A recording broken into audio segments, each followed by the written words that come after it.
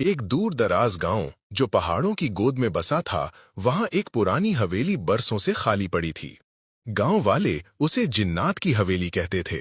कहा जाता था कि इस हवेली में एक ताकतवर जिन कबीले ने बसेरा किया हुआ था, जो रात के वक्त जागते और जो भी इनके इलाके में दाखिल होता उसे या तो अपना गुलाम बना लेते या उसे हमेशा के लिए गायब कर देते।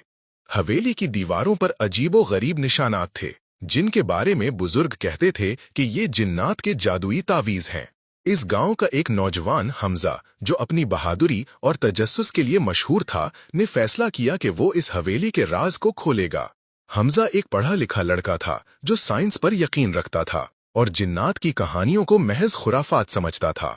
उसके दोस्तों ने उसे रोकने की कोशिश की, लेकिन उसने कहा, अगर ये सब सच है तो मैं इसे साबित करूंगा, और अगर झूठ है तो गांव वालों का डर हमेशा के लिए खत्म कर दूंगा।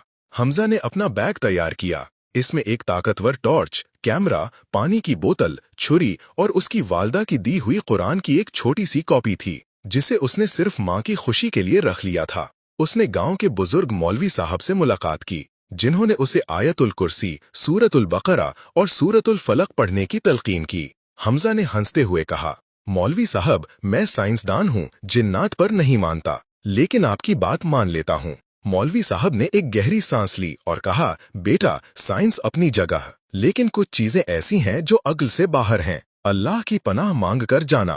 रात के 10 बजे जब चांद बादलों के पीछे छुपा था, हमजा हवेली की तरफ रवाना हुआ।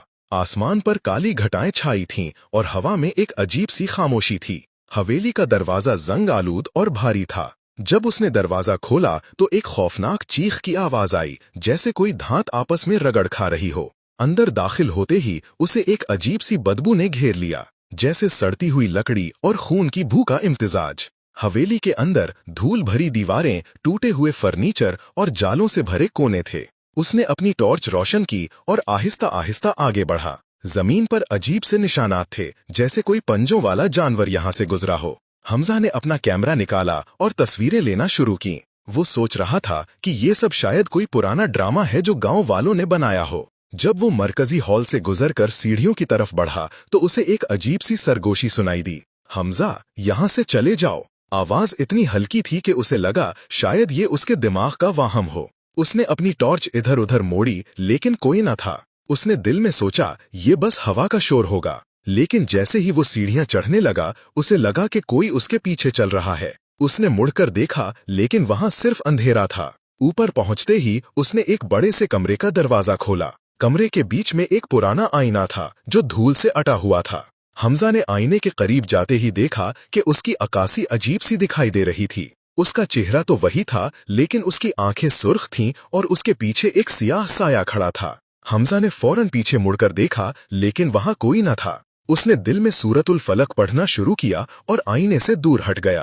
रात के 12 बजे जब वो दूसरे कमरे में दाखिल हुआ, उसकी टॉर्च अचानक बंद हो गई। उसने बैटरी चेक की, लेकिन वो बिल्कुल ठीक थी। अचानक कमरे की दीवारों से एक अजीब सी आवाज आने लगी, जैसे कोई दीवारों को खरच रहा हो। हमजा ने अपना मोबाइल निकाला, लेकिन स्क्रीन पर अजीब सी लकीरें दिखाई दीं और फिर वो भी बंद हो गया। अंधेरे में उसे एक औरत की हंसी सुनाई दी, जो इतनी खौफनाक थी कि उसके रोंगटे खड़े हो गए। उसने अपनी जेब से कुरान निकाला और आयतुल कुर्सी पढ़ना शुरू की। जैसे ही उसने आयत मुकम्मल की, कमरे में एक जोरदार चीख गूंजी और दीवारों से खून की तरह सुर्ख मादा रिसने लगा। इस मादे से एक अजीब सी शक्ल बन रही थी, जैसे कोई चेहरा जो दर्द से चीख रहा हो। हमजा के हाथ कांप रहे थे, लेकिन उसने हिम्मत न हारी। उसने बुलंद आवाज में सूरतुल बकरा पढ़ना शुरू की। अचानक कमरे के कोने से एक सियाह साया नमूदार हुआ। उसकी आंखें चमकती हुई सुर्ख थीं और उसका जिस्म धुएं की तरह हल्का था। उसने एक गहरी आवाज में कहा, तुम यहाँ क्यों आए? ये हमारी जगह है।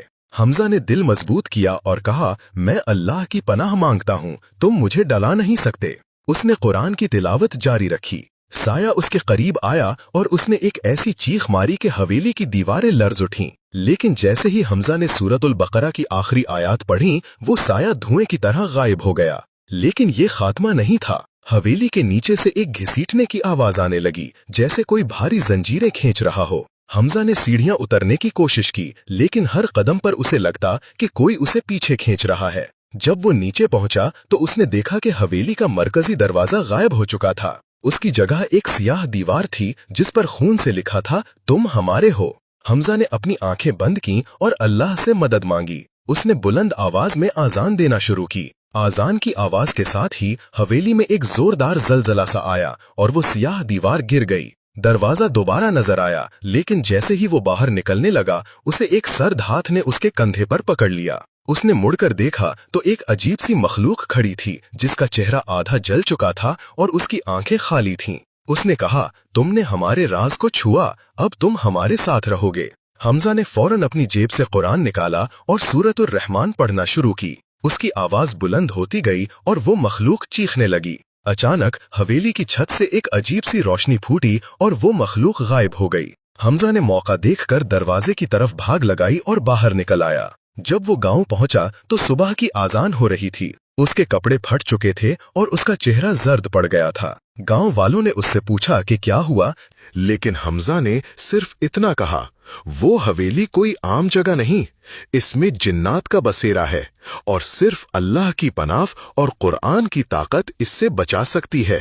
اس کے بعد حمزہ نے کبھی اس حویلی کا نام تک نہیں لیا۔ گاؤں والوں نے حویلی کو بند کر کے اس پر تالا لگا دیا اور اس کے گرد تعویذات لٹکائے۔ حمزہ نے اپنی سائنسی سوچ کو ایک طرف رکھ کر ایمان کی طاقت پر یقین کرنا شروع کر دیا۔ اس نے ہر رات قرآن پڑھنا شروع کیا اور گاؤں والوں کو بھی اس کی تلقین کی۔ اللہ کی پناہ اور قرآن کی طاقت ہر شیطانی قوت پر غالب آتی ہے۔ کبھی بھی نامعلوم خطروں کا مقابلہ ایمان کے بغیر نہ کریں۔